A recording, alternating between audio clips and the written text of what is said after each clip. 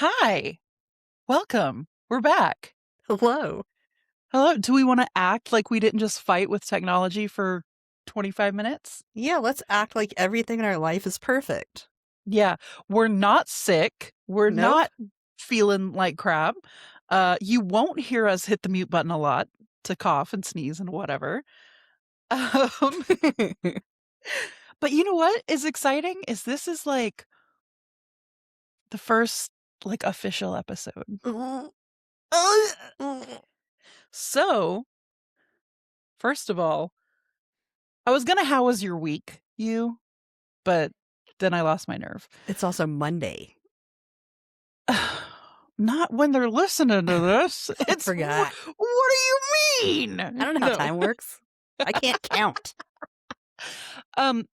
However, this is like your first topic on the show. This show. I know. I'm What are you scared. talking about? I'm talking about Brittlebush. I'm so excited. I'm very excited. I've heard you mention Brittlebush for years. A, always makes me giggle. B, I'm really excited to learn what it's about. And I think since it is your first go around, you should have the full choice here, starting us off on this new 2.0, whatever we're calling it. Do you want to do your topic first? Yes. Or do you want to do your topic? You want to get it over with? Yeah. I was always that kid. The hand, shut up. Yeah. Me. See, I was more the like wait and wait and wait, and then maybe class will be over before it makes it to me. Mm-hmm. Yeah. Which is not great because that is stressful. Okay, so you'll go first, and then I will talk to you about my topic, which I am redoing, which I think I'll probably sprinkle a couple of these in every once in a while. I'm revisiting an old episode, and I thought, what would be more betterer than for this second episode of WBAH than to redo the second episode of WBAH? So I'm talking about alters today. Oh. Yeah. Sorta. It's more review of the old one. Because a lot's changed. However, if you do want to listen to that one, it is the second episode. It was originally released on the 20th, 2018, and it is 49 minutes long. So, Timothy. Daddy, Grandpa. Not Daddy. Oh, no, you misunderstand me. Not Daddy. Daddy, Grandpa. Oh, okay. Is that okay? I'll allow it. Father, please tell me. Don't we have some like announcements first? Oh, you want to? Okay, yeah, that actually makes sense then to do it, and then besides, then if they hate me, go to the very they'll end. still get them. Cut this out. Shit. We have scheduled our live streams for the month of February. Now, if you're interested in checking out the live streams, you know the deal. Run over to Patreon, which has, by the way, been basically updated to hell, leveled and rebuilt. So check the tiers, see which one you get, because there is options for 1 live a month or 2 lives a month. And y'all should know the second live of this month, Kim and I are going to be eating those disgusting bamboozled jelly beans. I might barf. Just for fun. You might have to eat the one called barf. Yeah. Just for funsies. You know, why not? We also have 2 bonus episodes coming out this month over on Patreon if you want to check those out.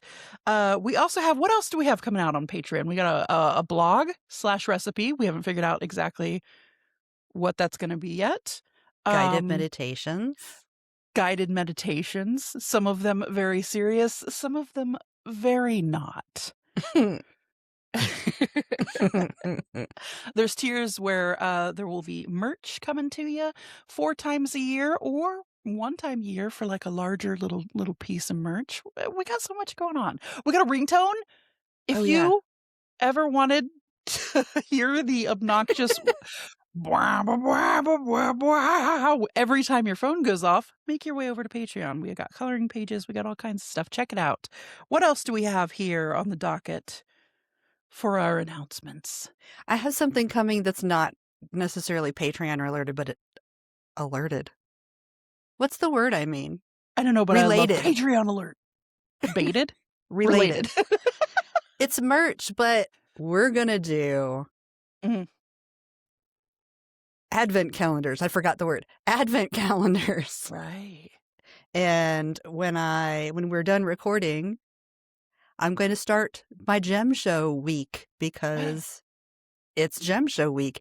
And some of the stuff that I get at gem show will be going in the advent calendars. There will only be 10. Get ready. Lord geez. So where can this be purchased should they wish to? Probably our website or something. Yeah. Check out also our website, Witch Bitch Amateur Hour. All this stuff will be linked. Website's getting an overhaul too, so you are very likely to catch a lot of mistakes over there, or seeing us update it in real time, which should also be fun. But there will be a page where things like that will be for sale. And so if you see the ipsum lorem, just laugh at it. Don't tell us because we know. If it's called Witch Bitch Amateur Hour, if it's still the template name of what was it? True Crime Podcast. Don't tell us. Or it might be part of a secret scavenger hunt tip. There might be clues that were there all along.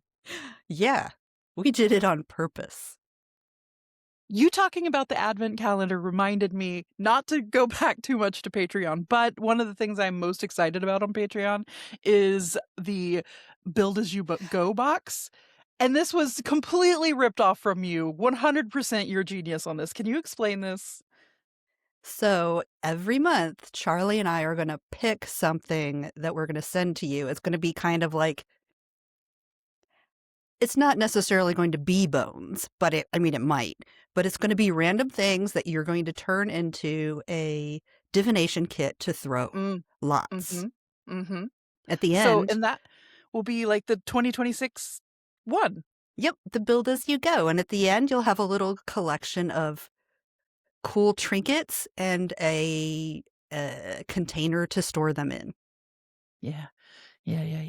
And every month, I guess we'll send whatever it is out, and we'll say, what it means to us, what it could mean to you. Also, you made an excellent point, Kim. This is to help people kind of learn how to hold something and learn, spark that part of their brain up that's like, I think this is for protection or whatever. But I think that's the end of our announcements. Ooh, giveaway. Never mind, it's not the end of the announcements. We have the giveaway still rocking and rolling. Remember, if you want to enter into that, all you have to do is follow us on Instagram. If you want the extra entries, the sweet, sweet, delicious extra entries, you can comment, like it, share it, all those little things that help us help you, help us help you. It's cool stuff. It is really cool stuff. Check it out. Go to our Instagram at, oh God, it's been so long. At Witch Hour, I think. Witch Bitch Amateur Hour. Instagram is the only one that's right. That's the only one that's right. I thought that was Twitter. Which we don't even have. Twitter is anymore. Bitch Hour. Yeah. I distinctly remember that. Oh, that's right. What would I do without you keeping me straight here? Now, Father. I'm doing it again because I'm pretty sure it got cut the first time I said Father. Tell us about Brittlebush. Are you ready to see my face light up? Yes. Yeah, I am. Suddenly I'm washed out. I thought you meant like joy was about to be sparked. Like my face is about to like it. But instead it was just like suddenly I'm pale. Yeah. Have you seen that news blooper of that girl who's like, "I'm so pale"? And she has to get nudged by her like co-anchor, and she's like, "You're on air right now. I'll send it to you." I am talking about Brittlebush. Mm. It is a plant that grows here in the Southwest. Mm. So the scientific name is Encielia farinosa, and it is also known as incienso, herbo del vaso, rama blanca, and tohaz. Tohaz? Mm-hmm. Sometimes cool. tohaz has an E at the end between the W and the interesting. S, and sometimes it doesn't. I don't know why. The first one you said sounded like the most vampiric name that I think we've ever had.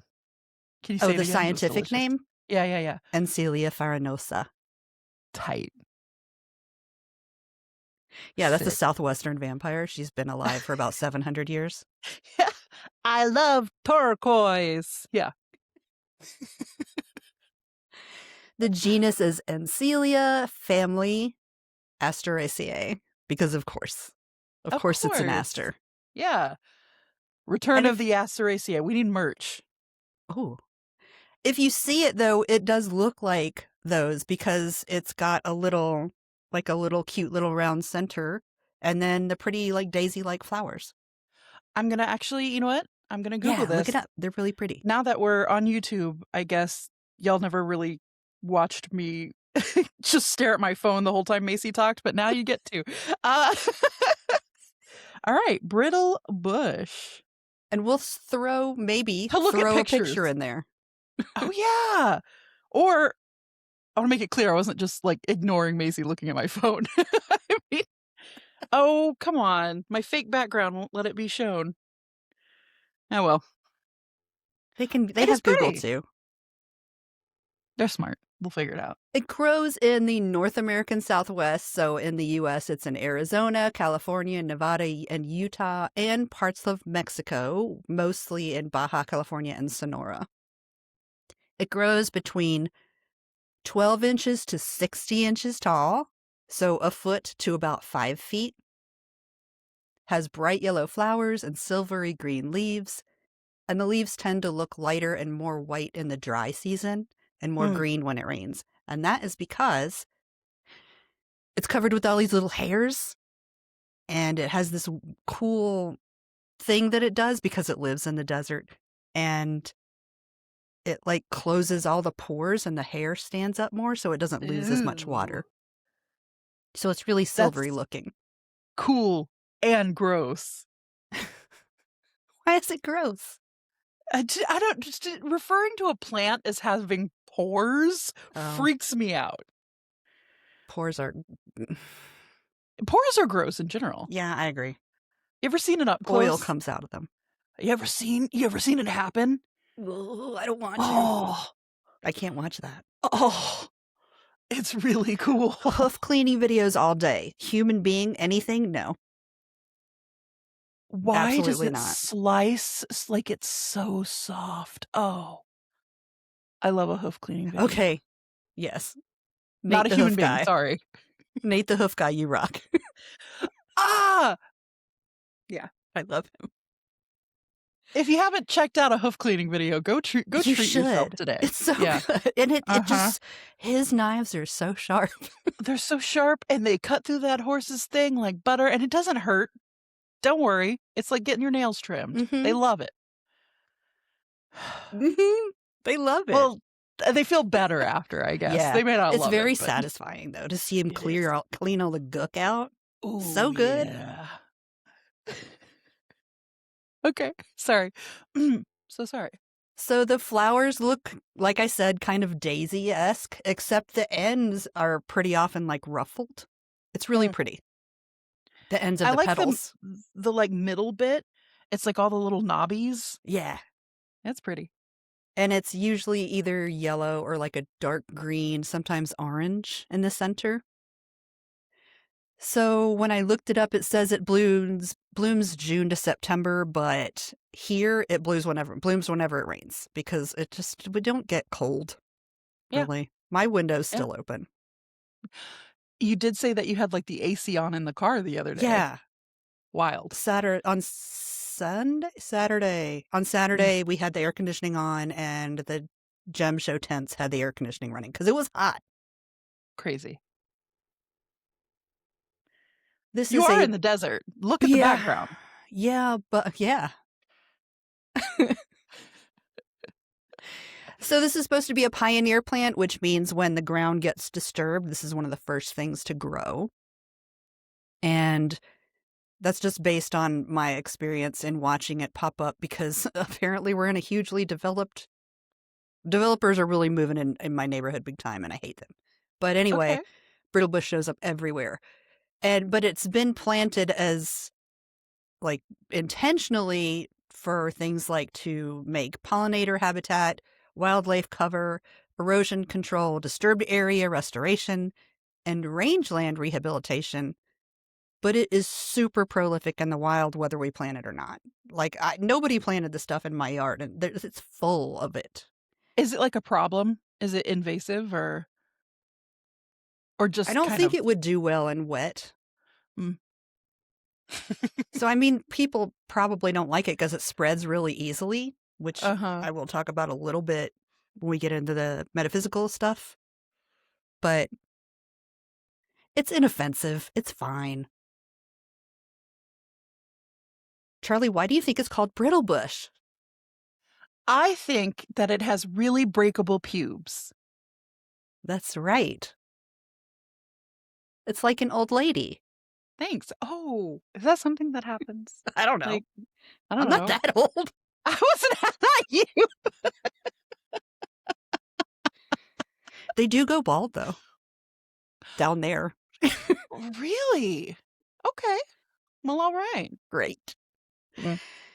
It is called Brittlebush because it's so brittle, and I can Mm. kick they get to be like probably 3 feet across, but it has one little base, and you can kick it off the base. It's like basically turns into a tumbleweed. But as long as the root is still there and relatively undamaged, and it has any rain at all, it will come back. That sounds so Because it is a fun. determined motherfucker. It will not quit. I know it shouldn't be fun, but that that sounds destructive as all hell, yada, yada, yada. I get it. I want to kick one. You know what happens when you kick it? You kick seeds everywhere, and it's like, oh yeah, So fuck you. So they We're love all it. coming back for you next time, bitch. They love that shit. Yeah. All right. So everyone wins. I mean, kinda. So one of the names, the incienso, is because the resin has an odor kind of like frankincense. And Spanish invaders just decided, hey, this is incense now, and called it incienso. They love to do that. Yeah. Yeah. The sap has also been used as glue, sealant, varnish, and chewing gum. I've not used it for any of those things, except for Not incense. even chewing gum? Come on. I'm not putting that in my mouth. Mm-hmm. Indigenous groups have used it for toothaches and chest pains. I don't know how to pronounce this, Cahuilla tribe used it as a toothache remedy by decocting the leaves, stems, and blossoms, and for chest pain by heating the resin. Interesting. The So Papago, I guess no, ask me. does it you know how clove has a little bit, they use that for tooth sometimes? Oh, yeah. Or I've used it for tooth sometimes. So it has that kind of numbing effect. Yeah.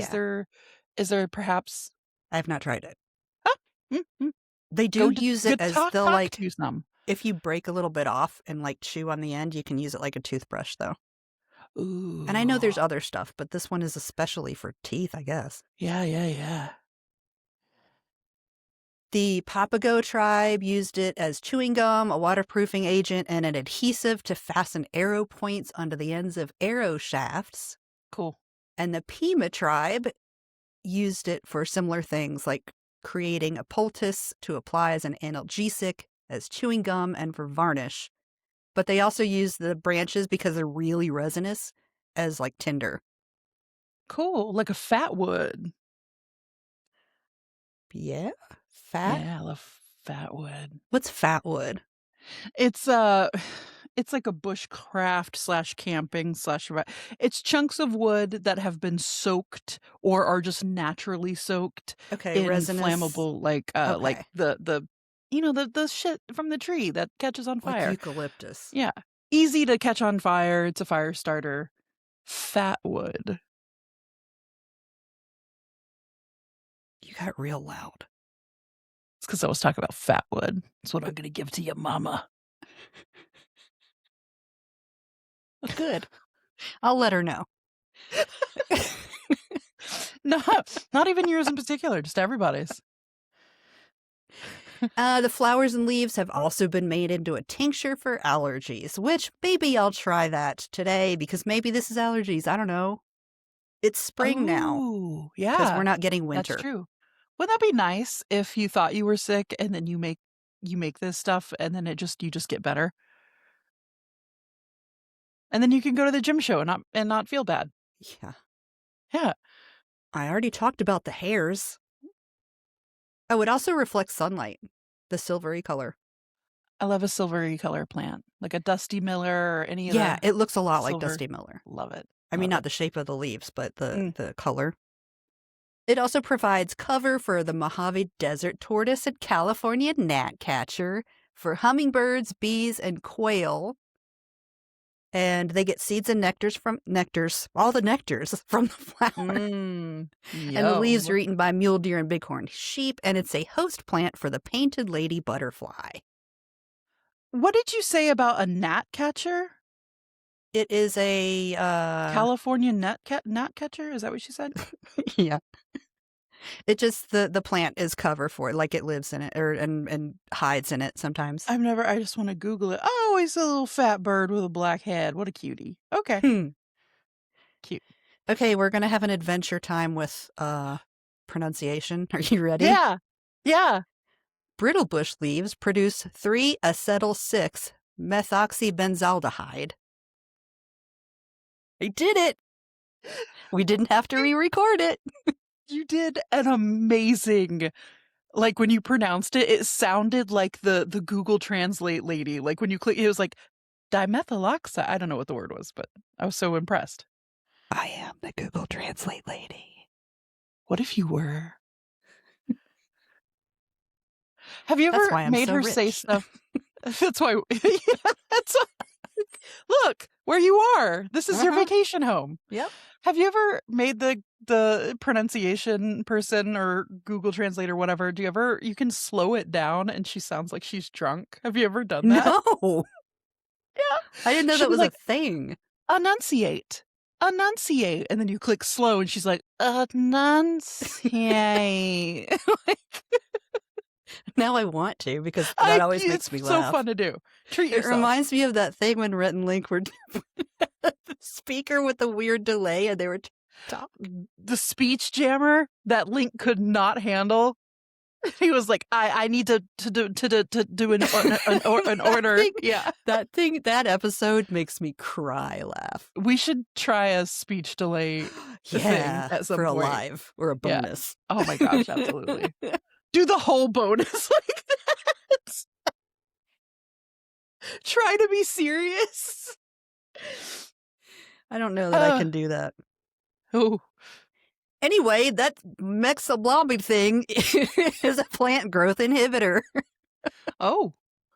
One thing it does is close the pores during drought, but it also prevents seed germination until it rains, and it keeps other plants from growing underneath it, like juglone.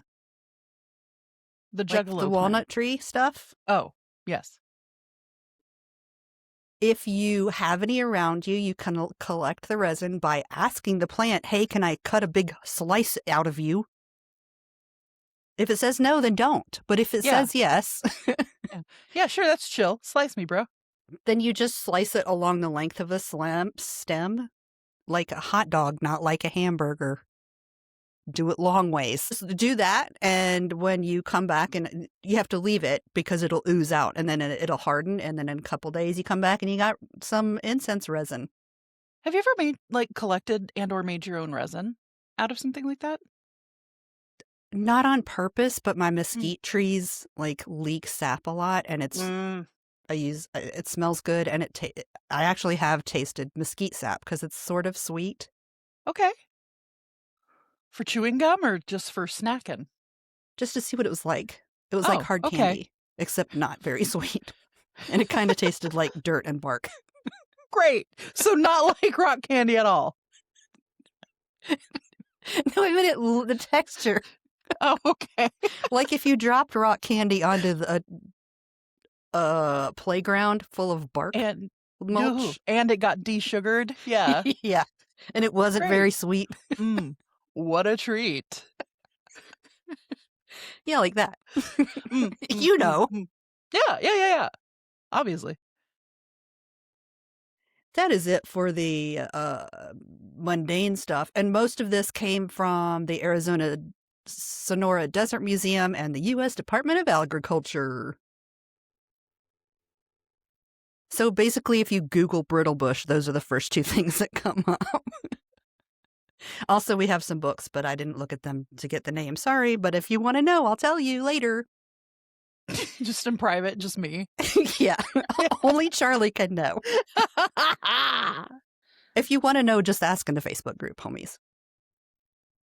So metaphysical, because it's this gorgeous yellow. Also, I couldn't really find anything because there's not a super lot of things that didn't seem pretty colonialist and appropriative. So I didn't want to use those sources because they're saying a bunch of woo stuff. No, thank you. I mean, this is woo too, but at least I'm not stealing things from another fucking continent to do it. Hey, it's your topic. Yeah. You come across a lot that's just like, yeah. Beware, everyone. This is good messaging for everyone. Just check where you're getting your info from, you know? So this is mostly UPG, unverified personal gnosis. Your uses may vary if you decide to use it, but this is what I use it for and how I use it. So it's yellow. The flowers are yellow. To me, that is like brightness, sun, warmth, happiness, joy, lightness, just good, happy things. Flowers are pretty and they smell good. Oh, these smell really good. The flowers themselves smell good, by the way. And so if I was going to do something that I wanted to bring those things in, like a spring cleaning floor wash or something, I might sprinkle some of these flower petals in there. Another thing I use it for is determination and resilience. It is extremely hard to kill, and it is extremely hard to get rid of. You can, like I said, you can kick the entire plant off its roots, kick it across the yard. While you're doing that, it's going to throw seeds everywhere. But also, if the root's still in the ground, it's going to come back. And it's going to look nice and bushy and pretty and not scraggly and weird because it's like, hey, fuck you. Thanks for giving me a refresher cut. Now I'm back even better than ever. Yeah. It's like not only did you try to demolish me and I lived, but like I also made a whole bunch more of me in the process. The secret is, though, to be grounded. Keep your roots in the ground. So if somebody knocks you down, you just come back even harder. This is very you. I feel like because I feel like there are some people in the world who, if you tell them you can't do this, I don't think you can do this. There are some people that's like, oh, well, I wasn't gonna, but now I'm gonna do it twice as hard. And I feel like that is you. Fuck you, I won't do what they tell me. Or fuck you, I won't do what you tell me either. Yeah. It's very Have you seen, did I show you that video of that sunflower blowing in the wind? No. There's like a sunflower and there's some big storm going on and all the other sunflowers have been like knocked over, but there's one still like whipping in the wind and that song's playing and he's got like good for that mouth. Flower. Like he's mouthing the words. It's so stupid. And the last thing is defense because of that methylboxycardine, whatever. 369 or whatever it was. I don't remember the numbers and the letters. That stuff. It'll protect you it won't let things like root underneath you, like little secret bad guys. It keeps them out. Tell me about altars. Or ask me more questions about Brittlebush. Whatever. Okay. Oh, and one more thing that I did just... Yes. if you come to Austin Witch Fest, you can Oh. get Brittlebush because it is going in the simmer pot that Charlye and I are collaborating on. We're going to have little simmer pot boxes of simmer pot blend that you can buy from our vending table. Which, by the way, come to Austin Witch Fest. We'll be there. Yeah. It's in April. Look it up. You'll find it. I revisited our second episode ever entitled Altars, and I think that's the one that Macy did on guided meditation. Way back in the day, of course, it was the second episode. It was the first episode that we ever recorded with 2 separate mics, and it's also where the phrase honking animals came from. And I listened to it through for the first time in so long to listen to, what I had to say about altars and see there is a lot of episodes in the past where we are I can't wait to use the term dick meat.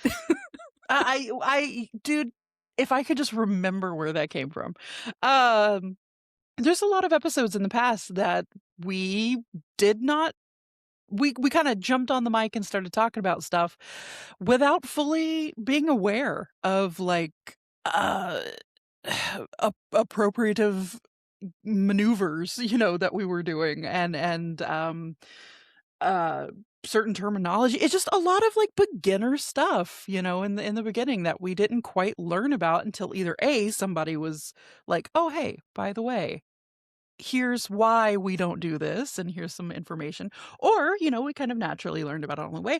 And I kind of wanted to go back and do some of these to be like, "Look, you can learn and grow, and then also let me share this information with you." There really wasn't too much of that in this second episode. There was a whole lot of like god and goddess talk and a lot of a very binary kind of fashion. And I think at one point I said in the episode something about like you always want to have your gods represented or something. Which I don't know. I even at the time, I don't even think that was something I saw it. So, I gave a very what you might call I think it was a very like Wiccan breakdown of the structure of your altar. So it was like, you have your chalice and your dagger and you have your elements and stuff like that. And I do still agree with some of that. Like personally, I do still like to represent the elements on my altar. And Me I too. still like to have like an elephant. I like to have an elephant figurine, which I actually do have on my altar. I do like to have an element of gratefulness, like kind of I'm representing the elements through candles and stones and everything else because it helps me to remember to be grateful for the things that I have.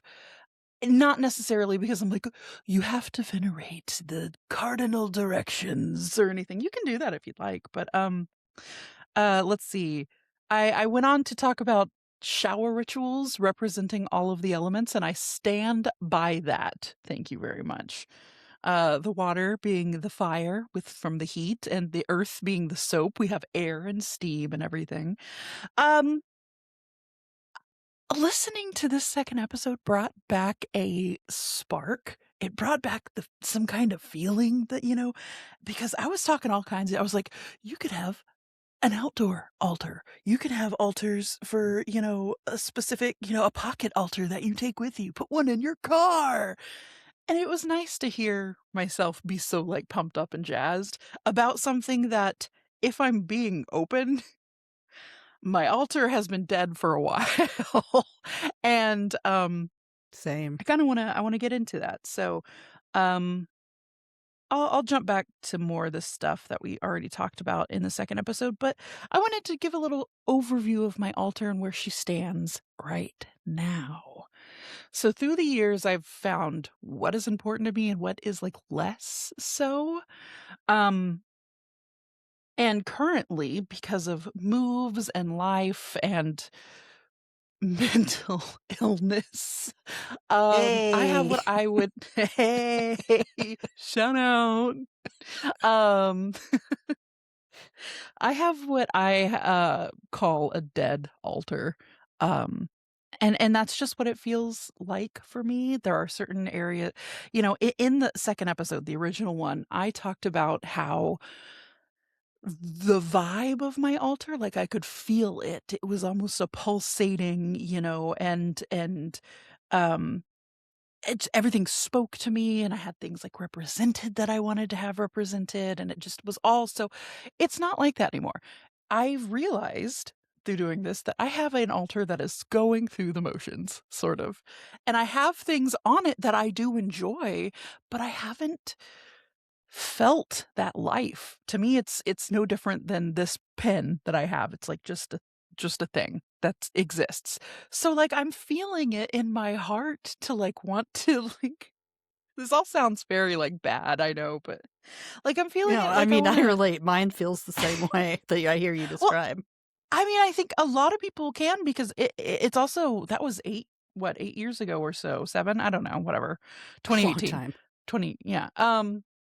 And you get used to certain things. I've gotten used to the things that I know that I like on my altar. I've got got a Scotty figurine. I've got like a mirror because I like to work with mirrors, and I like have certain stones and stuff like that. Like I've got all the things I know that I like. A bell, keep a little bell on there. But I don't like it doesn't I don't nourish it in the way that I used to. And I spoke in that second episode about giving offering. Um and I do it's weird because I did it way different than I used to, or I would do it today way different than I used to. Because in that second episode, I was like, I give a piece of my food or my drink and I put it on the altar, and then I always make sure to compost it because to me, the point of an offering is giving up something that's mine. I'm giving it up to you. And nowadays, I'm just like, we can share this cookie. Like, it's kind of like that. Did you ever see, was that Disney or maybe it was Pixar? I don't know, that flick, Coco.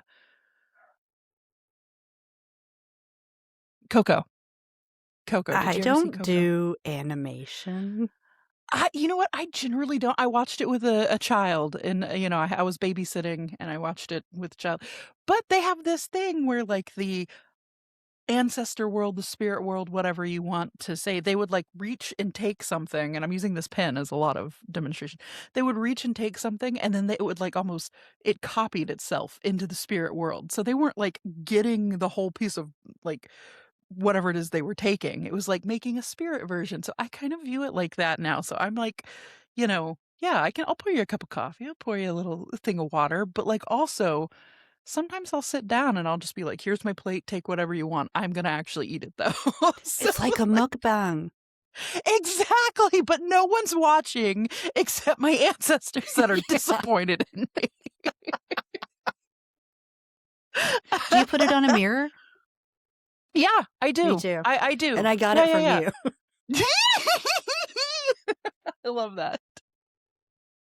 Yeah, I that mirror episode kind of changed. I really enjoyed a lot of that, a lot of the stuff that I found about why you would want to put like a mirror in front of your table or offering or whatever. But yeah, that's something that has gone through. But um yeah, I've been really inspired to not so much change the content of my altar because I guess the through line, the bottom line of what I'm trying to say today is that there is no list of things that you need to have. There isn't the chalice and the bell and the dagger that you need to have. A lot of people, and myself included, their altar is very utilitarian. You might have a dagger, but it's like a pair of scissors because you need to open things. Or you might just whatever like yes, you may have these certain things, but they're very useful to you. And I think that is something that a lot of witches of the past had to deal with, and not having, I want to say maybe the luxury of being like, oh, I have my little stones that do this and I have my dedicated whatever, whatever. And it was just like, yeah, I found this sharp rock and I need to open things. So that's my tool that I'm using, but I'm still going to treat it with like this respect. So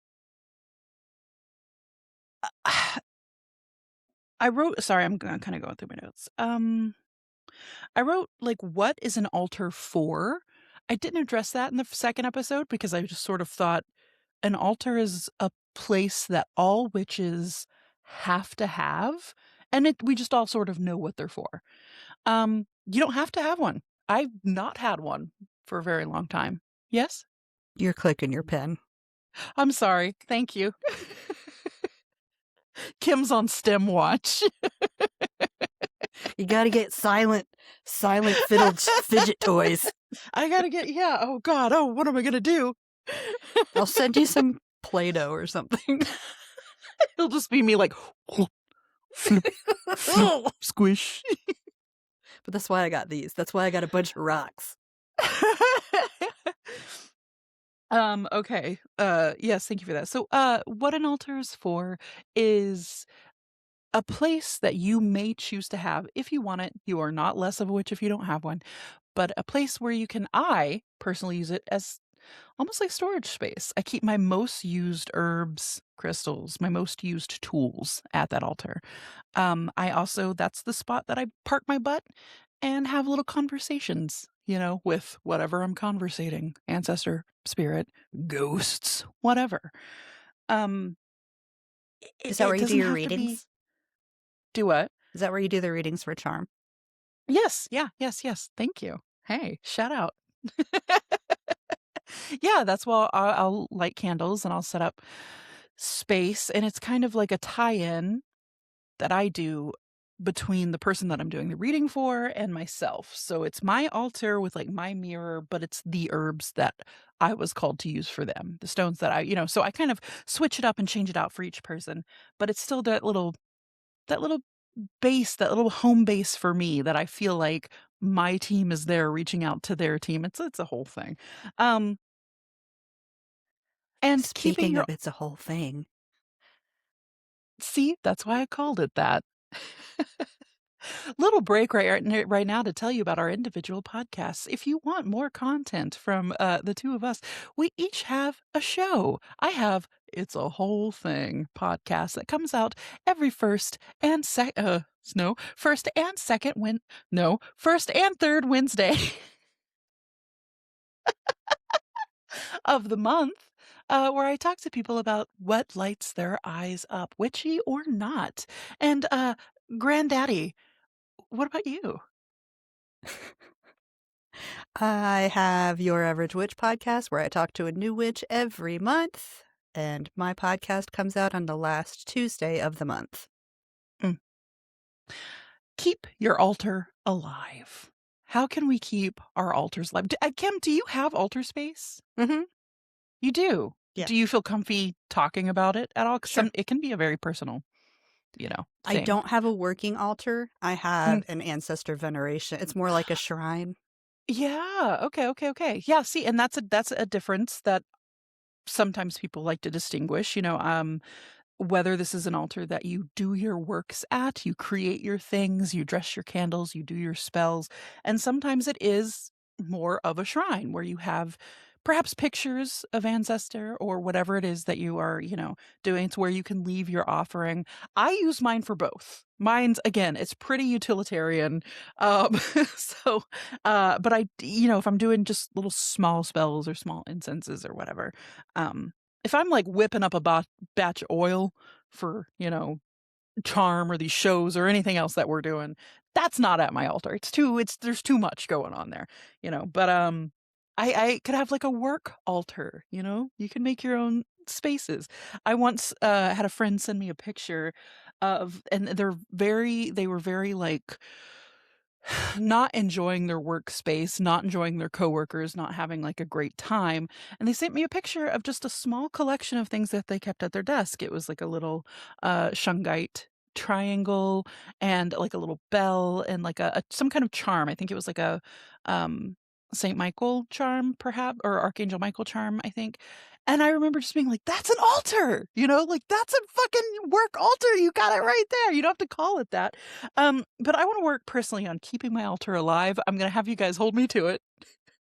I want to bring back that heartbeat and that glow that it had. Cause right now not only when I look over at it right now, I can feel it's just kind of dead ass energy, but I also feel a little bit of judgment coming from like Sometimes when Ancestor or like whoever will kind of give you a little slap on the wrist and they're kind of like, I know you could do better. I feel that energy coming from over there. So it's like, okay, let's get this back on track.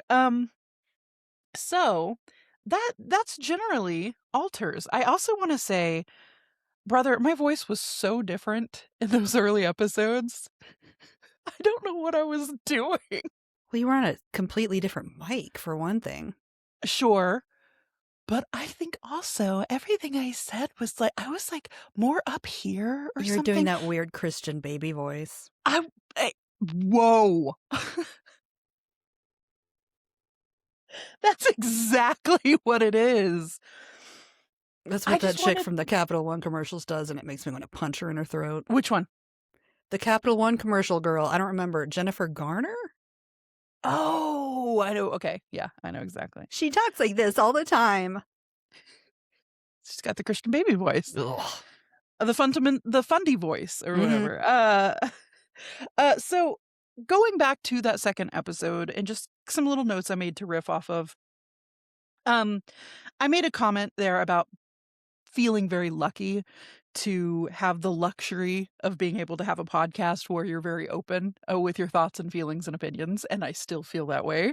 And especially with, the ebbs and flows that we've seen now through the years, starting this podcast when it was very, how to say, popular, I guess. Like it was how witchcraft was having a moment, and now kind of going into this space where it might be scary for some folks again, and we've seen everything in between. I still do feel very lucky to have this space.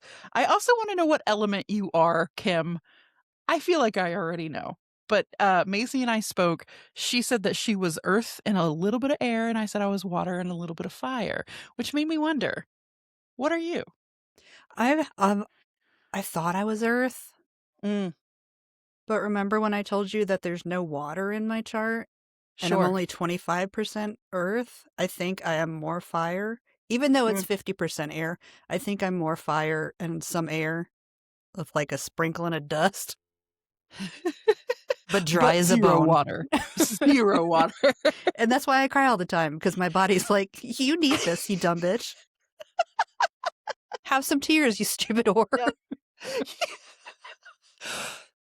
I'm writing that down. We have to have t-shirts that say have some tears, you stupid whore. I also think that it's very funny that you've chosen to live in the desert, and that speaks to your no water ass having nature ass. Okay, I'm writing. Here, have some tears, you stupid whore. Okay. So guys, it's be engraved on a shot glass, and that's going to be where I put the water on my frickin' altar.